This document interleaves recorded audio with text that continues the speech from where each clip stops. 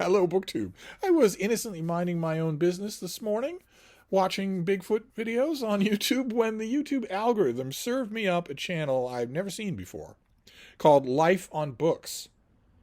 And I took one look at the thumbnail of their most recent video, and I thought I understood why the algorithm served it up for me. I thought for a minute that the YouTube algorithm was missing my old BroTube videos, my BroWatch videos, every bit as much as all the rest of you were. That the YouTube algorithm, which isn't even human, wanted another BroWatch video and was sort of nudging me in that direction. Because the two hosts have, they're staring at each other over big microphones. They've got a soundboard in between them. They've got weightlifter builds and big bushy beards. I thought, all right. So I took out my cutlery and I tucked in my napkin and I thought, I'm ready. And I was simultaneously disappointed and overjoyed to find that no, they're both articulate, sensitive, extremely good readers. There was no none of the BroWatch fallacies. They did not have multi-part plans to up your T levels. In fact, I think at one point during the episode that I watched, if I'm not mistaken, I heard a little Jordan Peterson mockery. So I watched. The first few minutes, the episode is about red flags in books, and it turns out it's red flags in books and the bookish community, which is a great subject for a video. I never miss those kinds of things anyway. I adapted fairly quickly. I initially thought, cutlery in hand, that I was going to carve them up and serve them up to you in a BroWatch video, but no, instead I just had a fun time. I just enjoyed their videos, so I thought that I'll leave a link to their channel. I've never watched any other videos. Apparently their videos are also podcasts. So I'm guessing that you can hear this episode instead of watching it. There's not, I mean, the watching of it is not bad. You get to see covers of books and the camera shifts between the two of them. There's a little bit of what I have come to refer to as podcast burble. That I think is actually a selling point for most podcasts rather than a detriment. I myself think that burbling is bad just in general, just a toot court. And if, for instance, you listen to the podcast that I do with Cedarburg Public Library's Books of the Week every week, you will hear a podcast that does not have any burbling. I think my producer Jeff would probably be relieved if I burbled once in a while instead of simply exploding all the time. But it's very pleasant burbling. And it's very bookish conversation. And I wonder how many of their bookish pet peeves, their red flags for books and the book community, you will share. So I thought we'd go over theirs first, and then I'll give you some of mine. And their first book red flag was my first occasion to force myself to remember when listening to this, when watching this video, that they weren't aiming any of these at me, at me specifically. I'm sure they don't know this channel exists. I didn't know their channel existed. I'm sure they weren't aiming any of these at me. But nevertheless, their first red flag was blurbs, book blurbs, which they are absolutely right to mock as being largely useless. Here I wanted to point out, if author X, Y, or Z blurbs author A, B, or C's book with the simple word outstanding or brilliant or magisterial or whatnot, that's of no use to anybody. And probably our hosts are I didn't catch their names, but probably our hosts are right that indicates that the blurber did not read the book and maybe just knows the author or owes them a favor. I agree with all of that. Most of the stuff that you get on a book is useless. I want to point out, though, that there are two kinds of blurbs. I feel like I'm defending myself here. I've actually had both kinds of blurbs myself, and I've tried to keep mine conscientious, but not everybody does. But there are two kinds of blurbs, right? In the one kind of blurb, the publisher sends someone an advance copy of the book, hoping that they will give the publisher a blurb. They are not hoping that the person will give the publisher a review. They're not hoping that the person will give anybody a review. If you send a Hollywood memoir to Chris Pratt, well, Chris Pratt is no more able to write a book review than a parakeet in a cage is able to write a book review. He is an actor, and therefore he is brainless.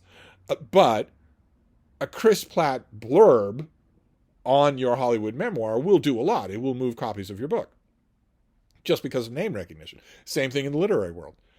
If you write a big, fat, self-indulgent, coke-snorting book about upper middle class Connecticut divorce, and you get a blurb from Jonathan Franzen, well, no one's really believing that Franzen read your book, but he is blurbing you. So you get one line or even one phrase. One phrase is usually the look of it. The pinnacle here is Gary Steingart, who has not only done a million such blurbs that obviously are not tethered to the book, but has also joked about it, about doing that. But there is another kind of blurb, right, on a book, which is pulled from a book review, where hard publicists, who are the hardest working people in the book world, will go through the notices that a book gets and pull out phrases or whole sentences from a written book review, and those are different. The difference is whether or not the blurb on the cover is trying to sell you the book. I think it boils down to that. Certainly from my own experience, that's how I looked at it. When a publisher sends me a book and says, we're happy to send you this, we're happy for any critical response you want to give it, but we'd also like a blurb. We'd like you to send us a blurb, separate from a review, just a quick blurb, a one-sentence thing. When they do that, my assumption has always been that the thing I will send them is predicated on me wanting to sell the book. Which is why usually when I get that kind of blurb, I don't actually review the book, because I've already done one, and I often think, parochially, I'm sure, that the two don't go together well. That you're either trying to sell it or you're trying to analyze it, but you can't do both. But of course, that's not true. You can analyze a book and still think it's so good everybody should read it. So that's the one kind. And then there's a book review. Then there's an excerpt from a published book review. And a published book review, if they're doing their job, they're not trying to sell you anything. They're just trying to notice the book. So that would be, my advice would always be, when it comes to book blurbs, I mean, they can be a plague, they can be a red flag, but my advice would always be, judge the blurber, not the blurb. So if Gary Steingart or Stephen King, if they give a 2 or 3 word blurb for a book, you can disregard that. It's likely that they get 20 copies a day of books, every one of which is hoping for a blurb. But let's say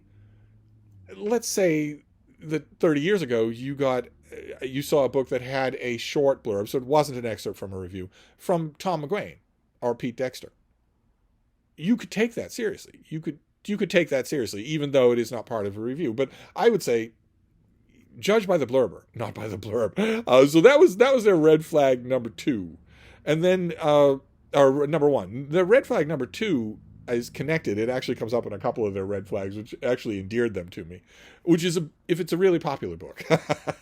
if a book is really popular, and here an example that they came up with was Babel by R.F. Kuang.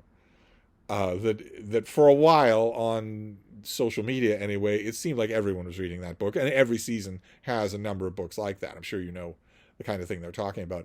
And that gets their hackles up, our two hosts. If a book is really popular, it gets their hackles up, and me too.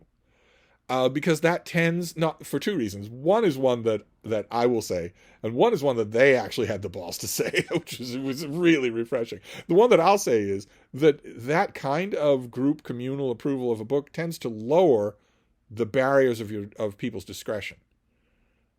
The popularity of it tends to do that. I think that stems from the fact that readers just in general, and oh my God, especially book reviewers, were the scorned horn-rimmed glasses wearing outcasts in high school, and they've never lost their dream to be popular. I think that might stem from there. But the thing that they said, they had the guts to say, at least one of them did, one of the co-hosts said he would take the rap for it, is that they appeal to the least common denominator. Really popular books tend to appeal to the least common denominator. A lot of readers, we don't like to think this about readers, but a lot of readers out there just want to know what other people are reading. And they don't really care. That's their only yardstick for whether or not they should read a book. And some authors, no, I'm not casting a spotlight here directly at R.F. Kuang. I have my problems, but some authors know that and write to that. Now here, in this section of their video, I was a little bit disturbed when I was on board for a lot of what they were saying, except when they started to mention Lonesome Dove by Larry McMurtry. and mentioned at one point that it did have a bit of substance, but that it was mostly just a popular read. Needless to say, I disagree with that. They were mocking the people who were putting Lonesome Dove on the same pedestal as War and Peace, Anna Karenina, Moby Dick, and An Infinite Jest by David Foster Wallace. A gigantic steaming pile of crap without a single bit of worth in it. But I guess it's become, for a certain generation, I guess it has become just another synonymous thing with a great book, a book that whose greatness is not questioned by anyone.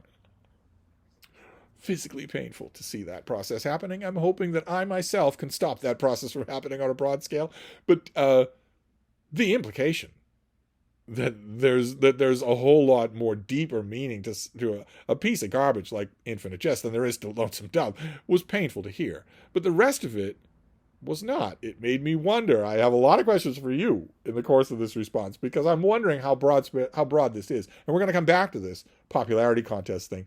In fact, we might be moving on to it in their third red flag, which is just dark academia, which is just a fad. And they raise a whole bunch of really interesting points about why dark academia would be popular, including one that I'd never thought of before. It might be a way to fake greater literacy than you have by entering into the world of dark academia, which is all about that, which is all about pretentious academic book learning. I find that whole thing fascinating, but I think this red flag, I definitely share it, and it boils down to a deep distrust of fads. Dark academia is a fad, and fads aren't good. They are thought cancelers. So good to distrust it, good for it to be a red flag. And the same thing in a way with their next one, which is New York Times bestsellers, that basically dark academia writ large. That because the brewery, the distillery, the witch's brew that has to go into making a book a New York Times bestseller is 8/10 fraudulent. And everybody knows that. And everybody's mostly known that all along. There have been many instances, not just the Trump children.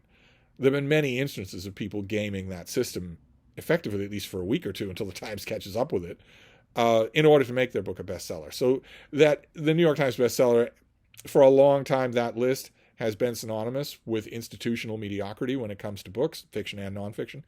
The only hesitation that I have here in putting this on a list of red flags is that every once in a while, a genuinely good book does get on that list. Every once in a while, that happens.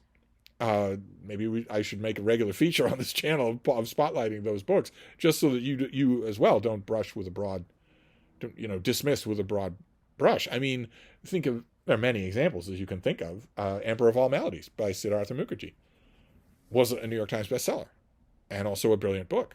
And there are many examples like that. I agree that most of the time you turn to the New York Times bestseller list at the back of the New York Times Book Review on Sunday, most of it can be dismissed out of hand. Maybe I should write about that. Dissecting the New York Times bestseller list has been a popular staple of hack essayists for a long time. And I'm a hack essayist, so why shouldn't I do that? But then in their list of bookish red flags, they move for a couple of these to the book community rather than to books themselves, right? Blurbs on a book is a red flag for a book. And I could add a lot more. I will finish up with a lot more. They move on here to the book community. And the next one they do, again, I had to remind myself, they don't know I exist. They're not aiming any of these things at me. I hope not. The next one was obsessively counting books, excessively quantifying the book experience. Do you know people who set a TBR goal for the year, and that seems to be the only thing they care about? They want to hit that number, and then they want to expand that number, etc., etc. This was difficult to listen to for two reasons. One is that I agree that people who excessively quantify their reading experience like that seem like they're missing something from the reading experience. It should be, we're all after the same thing here. I think that all readers are after the same thing. And it's not numbers. It's not, did I hit my numbers? It's being transported. It's having that feeling that you have. I always describe it as the short hairs going up on the back of your neck or on the back of your hand. That feeling when you hit a book that isn't kind of sort of good, and this character was kind of convincing, or the author's treatment of this particular subject was kind of good, but instead is, oh my God, the kind of miss your train stop book, the kind of want to grab strangers on the street reading experience, that is a high. I'm perfectly willing to admit that is a high. It is an incredible state of exhilaration, and I believe we're all in reading for that. So the people who aren't in reading for that, but who are instead in reading just for the numbers, I agree that is a red flag for the bookish community. The reason that I don't wholeheartedly agree on this particular point dealt with a lot of the crosstalk between our two bearded hosts on this point. When they were talking about people who set goals for themselves of 50 books a year or 60 books a year or even 100 books a year. And how they both sort of were comfortable with saying, oh, yeah, I mean, that's obvious. I mean, these people aren't remembering anything of what they're reading. It's obvious that those numbers are fake. And that's the fuel for why they're making it a red flag in the first place, is that these people, the implication was that these people have to be lying. Which, of course, made me a little bit uncomfortable. I will only point out here in my response to this particular red flag that I, too, find a goal of reading 100 books a year to be utterly unbelievable. Only maybe not in the way that our hosts think. 100 books a year. Am I being punished? Do I have some sort of glaucoma issue? But I'm an exception here, and I admit that. I know that you know people who excessively quantify. Not the ones who keep lists. There are plenty of booktubers who are really genuine readers who keep lists and set goals. Some people like that. Goals help them. There are people who overdo it. So that's a red flag that I agree with, and I agree completely with the next red flag, but talk about sensitive territory. I think this is a point where one of the co-hosts said we're so canceled, because the next one is people who describe listening to audiobooks as reading. And that's mighty tempting. That is a mighty explosive subject. People take this, they get touchy about it. They really do. One of the hosts says, well, I'm putting this fantasy book on at double-X speed while I fold laundry. And I have to admit, he took the words right out of my own thought on this subject. I've tried to be patient on this subject. I've tried to be broad-minded. I've certainly heard earnest accounts from lots of people whose reading lives have legitimately been improved and changed by audiobooks. I don't deny that. It's just, our hosts don't use this word, but this is gaslighting. And just because gaslighting has become normal in the 21st century doesn't mean it's acceptable. And gaslighting is when someone tells you that thing X is thing Y, even though thing X is not thing Y, where they will just declare it and then stare at you. Listening to an audiobook is not reading a book. If they were the same thing, as I say on this channel all the time, if they were the same thing, they would be the same thing. They're not. They're two different things. It's not a judgment. No one's saying that one is less than the other, but it is just 21st century gaslighting to say those are the same thing. They aren't. They are obviously different things. You are doing two different things.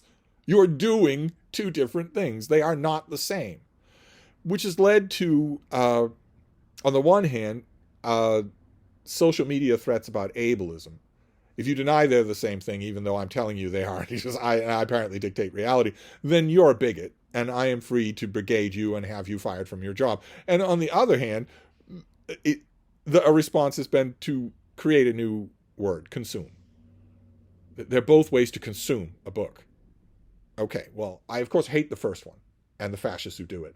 I'm okay with the second one. They are obviously two different ways to consume a book. They're radically different experiences. Radically different. And I confess, listening to this video, I watched it for a while, and then I realized it really is built to be a podcast, so I just had it on. I was listening to it while I was doing it. While I was folding laundry. I wasn't folding laundry. I've never understood you people's obsession with folding laundry. I've never understood that. The creases aren't going to stay when you're wearing the stuff. You humans are so weird. But anyway, I was listening to it, and when I was listening to it, I heard one of the hosts make the distinction between reading a book and listening to a book on audio better than I have ever made it. Where he mentioned that when you listen to an audiobook, the person who is reading the book makes a huge difference in your experience. If the person is inept, or if there's only one person when a multicast would improve things, if the person is boring, that will affect how you transform the book inside yourself. This is what we all do when we read, right? We take a book, the words aren't changing on the page from one person to the next, but we transform it when we take it inside ourselves. And when you listen to an audiobook, that person is involved. Whereas one of our hosts said that when you're reading a book, the person who's making a difference, the only person who's making a difference in the book is you. You have removed that other person. I kind of like that. I kind of like that as a description. I will probably steal that and use it in the future. I'm not saying that it's necessarily less. But I agree completely with the two hosts of this show that it's not the same. They're not exactly it's not the same thing. We call them different things because they are different things. And then the next red flag that they brought up, also for the bookish community, is what they refer to as the little Hitlers of the bookish community. People telling other people what they can and cannot read, policing their tastes. They don't actually say this, but what they're talking about is censorship. The censorship that we have allowed to flourish in our midst. Now, this red flag conflicts with another red flag of theirs that's coming up that I want to stress that because I'm not sure that they saw it, and it's really important for us all to see this. But these little Hitlers do exist. I have railed against them on this channel endlessly. I hate them. Absolutely hate them. Where they say, well, you know, the example that one of our hosts says, well, someone said something racist in 1910, so you can't read his book in 2024. Or the more modern example, the example that's far more prevalent is, well, so-and-so has a new book coming out, so we'd better look over the last 5 years of their Twitter feed. Have they ever said an opinion that's ex cathedra? Have they ever said an opinion that we don't like? Never mind the book. That's what we're going to look at. And we're going to judge you and also brigade you and get you fired from your job if you disagree with our groupthink about the judgment that we pass on this person. I see that all the time.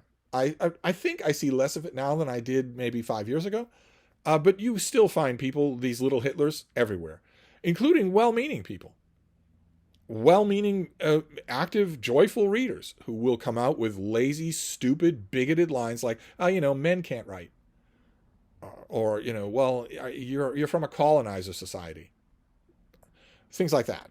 Those are the products of little Hitlers, and I agree completely. It's a red flag in the book community. It's gross. It's something we should be getting away from. Then their next red flag, again, I had to remind myself throughout the video that they're not talking to me, nor are they talking about me. I'm sure these guys don't know this channel exists. But their next red flag is people who treat their opinions as objective facts. Is that the time? I want to argue that I don't do that myself. I am a book critic of long standing. I have been reviewing books formally for audiences for a long, long time. And in between when I've been doing that, I've also been reading more than probably anyone else on BookTube.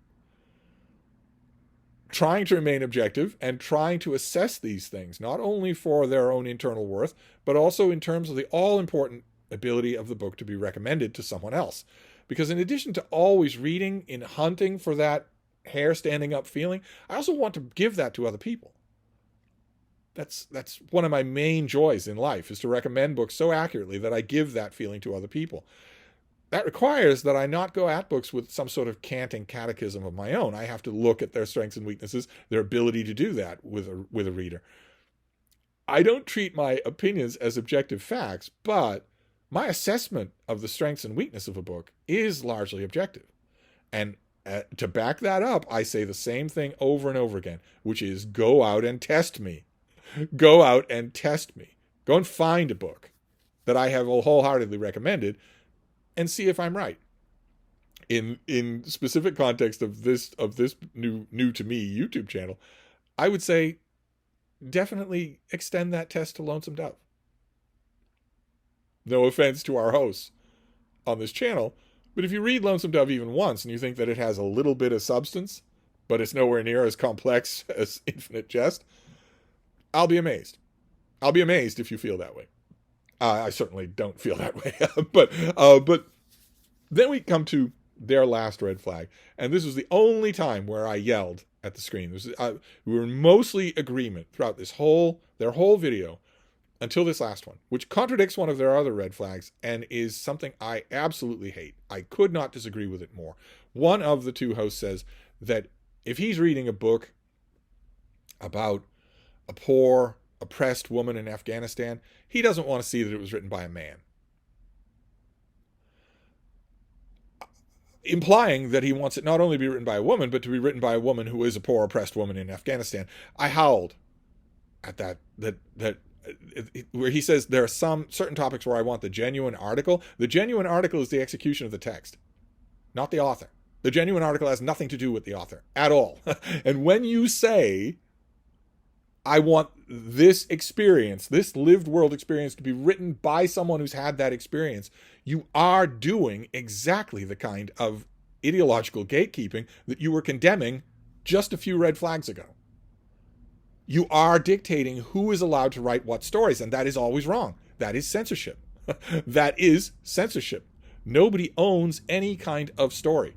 Identity politics of any kind is censorship. In other words, to use my own cancelable opinion and something that is worth debating, but I'm right, there is no such thing as cultural appropriation. None. That does not exist in the 21st century. Certainly doesn't exist in the world of literature. This is all about execution. How effective is the thing on the page? A red flag of yours should not be matching up the person with the written word. What is that other than gatekeeping? So a comfortable academic man, healthy paunch, white hair, grandchildren, never lived in anything but middle-class comfort in Connecticut, that person is not able to write an incredibly stirring and even move you to tears book about a poor woman in Afghanistan? What is that for a reader of a book to say? Of course that person's capable of doing it. He might not be able to do it, but of course he's capable of doing it. How much literature does that rule out? That red flag bothered me in a way that the others didn't. And I wanted to end with that and move on to my own red flags, the first of which takes up right where that leaves off, which is something I've complained about many times before on this channel. I've complained about all of these red flags many times before, and that is an attempt to critic-proof a book, where the author puts out the word that this novel is about a main character who's identical to me, who's grieving for the loss of her mother. And I want you to make sure I want to make sure you know, and I'll put it in the first line of all the publicity material for the book, that I just lost my mother. Or this book is about a person who has crippling Tourette's and is trying to live in the normal world, but doesn't know what's going to come out of their mouth one minute to the next. And I also want you to know that I have that and suffer from it. What are those warnings other than the author or the publisher or the publicist trying to warn off the critic? They aren't anything but that. They aren't trying to get you to sympathize with this author. They're trying to get you to leave the book alone or praise it. It's basically a sotto voce instruction for you to praise this book. I hate that. Absolutely hate it. The book will sink or swim on its own. On its merits. Again, on its merits. So if I read a book that is the story of a poor, oppressed young woman in Afghanistan, and I am moved by that story, and I'm outraged by it, and I'm wondering by the penultimate chapter what kind of action I can take in the real world, not only to help this woman, but to help women like her, well, that reaction is the book's job. That reaction is not weakened at all if I then turn the final page, look at the author's dust jacket photo, and see that it's, a man from Connecticut. That the book has already done its job. It doesn't matter to me what the author looks like, and it shouldn't matter to you either. This is one in which I believe that my opinion is objective fact. And then my red flag number 2 would be books that are written under the assumption, the usually implied assumption, that the traditional forms of books are played out. Look, biography had its day. Fiction, especially the novel, it had its day, but it's played out. And who, again, is deciding this? I am deciding this. I'm saying that it has. So I'm going to do something different. I'm going to do something bad. Something dumb, something boring, something self-indulgent, something that my MFA professors indulged in. And the only reason I'm going to do it, I'm not bothering to explain it because I'm just assuming that everyone agrees with me. The only reason I'm going to do that weird thing is because we all agree that something needs to be done with this dead corpse that is called the novel. That's nonsense. absolute nonsense. It was true. That stance was nonsense 60 years ago when I was making this case as loud as I could in every literary gathering and in every publication that would have me about the change in poetry in America. Well, the reason I'm not doing any of these old forms is because they're played out. No, they're not. You're just lazy. That's all. You're just a lazy stoner. And the same thing is true now, that only the drugs have changed. So that's my red flag number 2. Then red flag number 3 is inept novels. This is along the same lines. Novels have no pacing, no believable or three-dimensional characters, especially no ending, where the novel just stops, but it doesn't end. Some perpetrators of this kind of contemporary fiction, for instance, are people that I know who have said, yeah, it's an artistic choice on my part. No, it's not. You're full of what makes the grass grow, to quote me Sainted Ma. No, it's not an artistic choice on your part. It's just that you reached your deadline and had to turn in a manuscript or start refunding your advance. And you couldn't refund the advance because it's already gone up the nose tubes. So you had to do it. You had to just end it there. I believe that's why it's so prevalent. And the only reason why it's tolerated is because virtually every author who's getting into the market these days is the product of an MFA program, where they have spent 3 or even 4 years paying huge amounts of money to professors and writers, instructors and workshop guides who have been told by their bosses and provosts that the customer is always right. You can critique these things, but make sure your critique is praise, because we don't want these people pulling those paychecks and going elsewhere. So don't do it. And as a result, an entire generation of authors writing especially contemporary fiction have been told from the beginning, since they were seniors in high school, that everything they do is right. This will lead to inept novels. But anyway, speaking of inept novels, we can move on to my red flag number 4, which is autofiction, which is the same thing. It is authors who have been raised in an ironclad solipsism so that they think that not only is the most important story that they could tell their own story, but it's the only story they could tell, literally the only story they could tell. There was no world before I started a Twitter account. That drives me crazy. That is definitely a red flag. When I see that a new book that crosses my path about which I know nothing is autofiction, I admit my hackles go up. Then my red flag number 5 would be the blatant sexism and racism that is absolutely prevalent in at least American society. It's all over the place. It's so prevalent that it's virtually never even remarked on. And here I want to point out that racism and sexism are bigotries against groups of people based on inherent characteristics. So you're not criticizing someone for being a fascist, which is a choice they make. You're criticizing them, you're bigoted against them because of what they are, not because of what they do. That, from time immemorial, has been our definition of bigotry. That you are prejudiced against an entire group of people because of an inherent characteristic. You'll notice that that definition, which I think we all agree on, says nothing about what group is in power. It says nothing about whether or not there are some groups that it's okay to be bigoted against. The assumption that has been true at least since the 1960s in America has been that all bigotry is wrong. That all bigotry is wrong. So if you say that all men are rapists, or you imply it, or you have a character in your novel imply it, if you imply or have a character state outright in your novel or your science fiction short story that all white people are racist, well, you're white, so you've got to be a little part of you that's racist. If you imply that all straight people are transphobic, a common thing in contemporary novels that are bought by major houses, where a character will either imply that, well, you know, I went out into the world as myself. I finally was presenting myself to the world in a way that made me feel comfortable. And, you know, everybody hated it. They were all throwing rocks at me. And you build the story from there instead of justifying that, which, of course, you can't justify that because not all straight people are transphobic. Instead, it's the assumption, or in most cases that I've seen in the last 3 years, it's stated by a character or by the author in their self-serving introduction. So I want... That is a red flag for me just in general, is that I don't like bigotry in my books. I don't like it implied or stated in my fiction or my nonfiction. And we can move on from there to a red flag that I share in common with the hosts of the show, which is fads. I don't like fads of any kind in reading. Like I said, they are thought cancelers.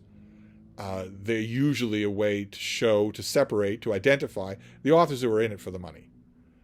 They're the ones who will write a fad book. And I can't stand that. I'm not much more forgiving with books that start fads, but I hate the ones that follow them. Whether that's dark academia or the kind of grim, dark nihilism where all of my characters can get brutally killed and no one stands for anything, and because that's the way we all are, right? Or grumpy in the romance world. Grumpy has been a fad for a couple of years now, where one of the characters is an a-hole. That's what my generation used to call it, an a-hole. Nothing redeeming about that. Those are people to be avoided. They're not to be wooed over. They're not admirable in any way. They're to be avoided. A-holes are awful. They're the worst people. You don't indulge them. It's certainly not sexy. That has nevertheless been an ironclad fad. There are also fads in the larger book world in terms of what books look like. Romantasy books, for instance, are all the fad now, and all their covers look exactly the same. Those stupid cartoon covers in fluorescent colors. I don't like any of those. If we're going to go fads in books, then my red flag number 7 is also the book community, which is bandwagon jumping. Which is the only reason that fads take off in the first place, is because people jump on those bandwagons. I can't stand that. Don't do it. You only have one time to be alive. You only have one person to be. You shouldn't be outsourcing that, so don't do that. I guess the same thing would be true. This fad bashing would also be true in my red flag number 8.